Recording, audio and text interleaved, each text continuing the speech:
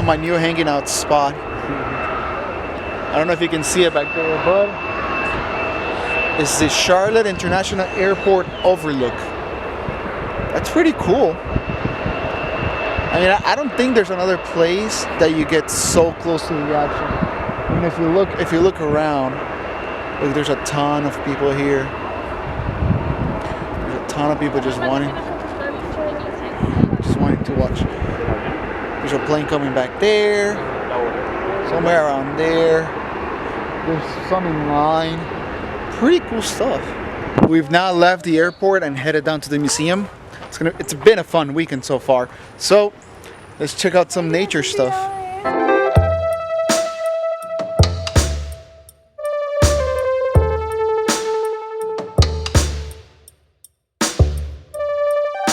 The grits meal.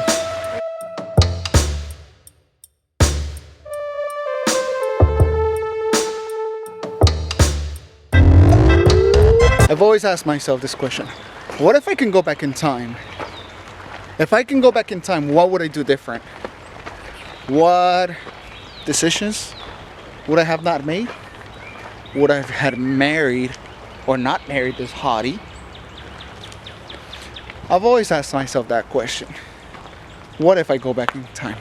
And there's always that, I would say, philosophical question of what if? Look, I know you can't see it, but right here, there's two caterpillars in the forming, and they're everywhere. They get to your skin, they hang onto your skin. It's like spider webs. Anyway, so we get very philosophical, like, what if I can go back in time?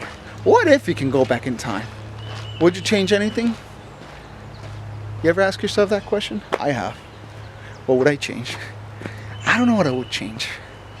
I mean, I will certainly change some things. But then if I change those things, would it change the outcome of today? Oh my god, look at this donate power. Pretty cool. This is my second week coming to a museum. I feel so smart.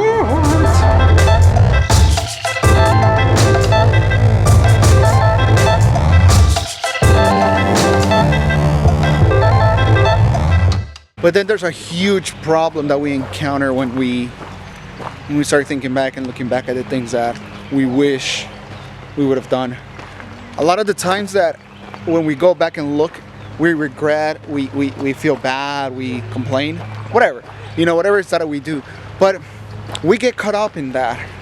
And then our lives at that point becomes a life of the past, where people just get caught up in the situations that they lived in the past, the hardships that they went through, and all the bad things that perhaps happened to someone in the past. And we start living our life in the past, and we forget about the today and the tomorrow.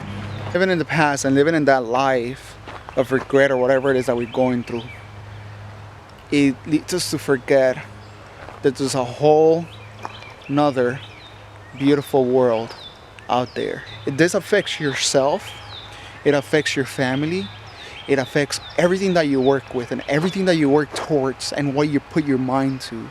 So like everything in the past, it's in the past, and there's nothing that you can do but focus on the future and make every single moment count.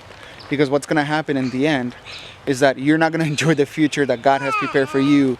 On daddy duty right now, so my wife can get a well-deserved break from all day and I can spend some time with Madison. Taking her to the park.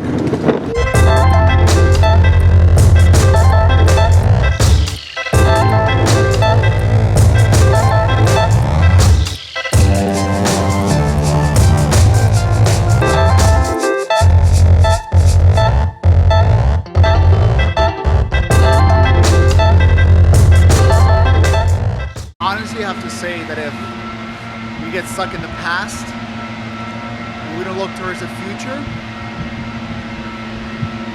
we won't be able to enjoy moments like this.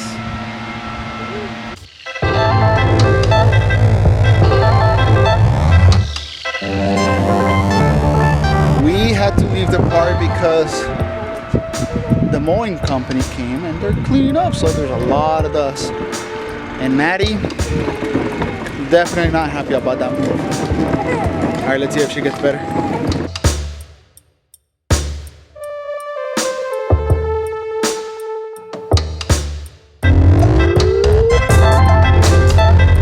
She's at the overlook and look at what she's doing. Hi, Claudice. She's got this whole view.